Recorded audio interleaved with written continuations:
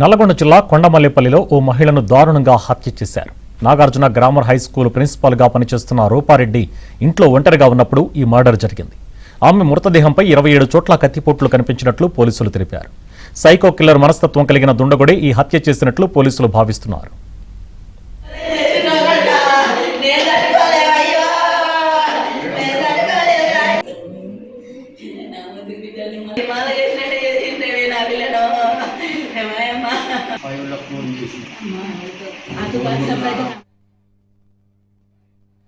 నల్గొండ జిల్లా కొండమల్లేపల్లిలో ఓ మహిళను దారుణంగా హత్య చేశారు.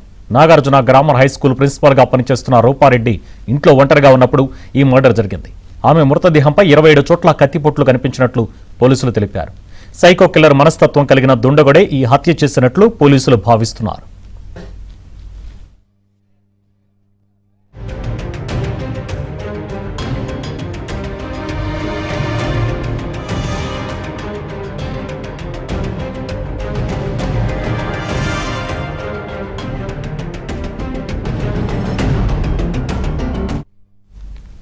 ఘటనకు సంబంధించిన మరిన్ని డీటెయిల్స్ మా కరెస్పాండెంట్ రవి లైవ్ లో అందిస్తారు. రవి.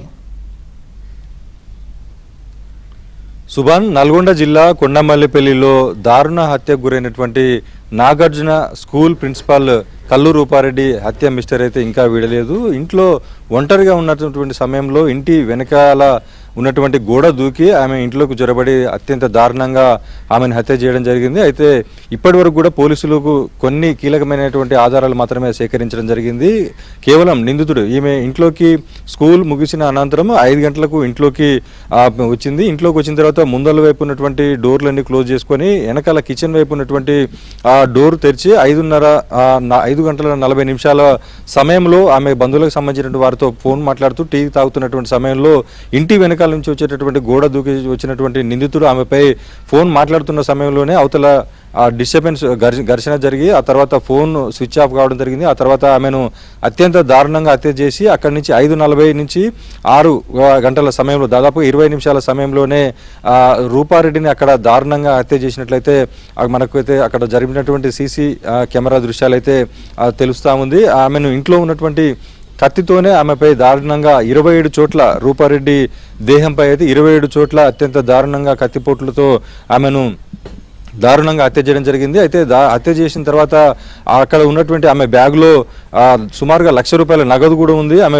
మెదలో బంగారు గొలుసు, ఇంట్లో బంగారు ఆభరణాలు కూడా ఉన్నాయి. అయితే బంగారం కానీ డబ్బులు కానీ పోకపోవడంతో అది దొంగల పని కాకపోవచ్చు అనేది స్పష్టమవుతుంది. ఈమె ప్రిన్సిపాల్గా చేస్తున్నటువంటి స్కూల్లో ఎవరైనా ఆమెపై కక్ష పెంచుకొని ఈ డ్రగ్స్ గంజాయికి బానిసలయ్యి కక్షతో ఇలా చేసి ఉండొచ్చునా, లేకపోతే మరో ఏదైతే ఈమె భర్త రాజేందర్ రెడ్డి రియల్ ఎస్టేట్ వ్యాపారం చేస్తున్నారో అతని వైపు నుంచి ఎవరైనా ఈ ఘాతకానికి పాల్పడ్డారనేది పోలీసులు పలు బృందాలుగా ఇప్పటికే నిందితు కోసం అయితే గాలింపు చర్యలు చేపట్టారు. కానీ పోలీసులకు మాత్రం ఒక చుట్టూ సీసీ కెమెరాలు ఉన్నప్పటికీ కూడా సీసీ కెమెరాలు తప్పించుకుంటూ కూడా నిందితుడు ఇంట్లోకి ప్రవేశించడం జరిగింది. కేవలం ఒకే ఒక రూట్లో నిందితుడు ఆ ఇంట్లోకి వస్తున్నటువంటి క్రమంలో ఆ దృశ్యాలు అయితే పోలీసులకు చిక్కాయి.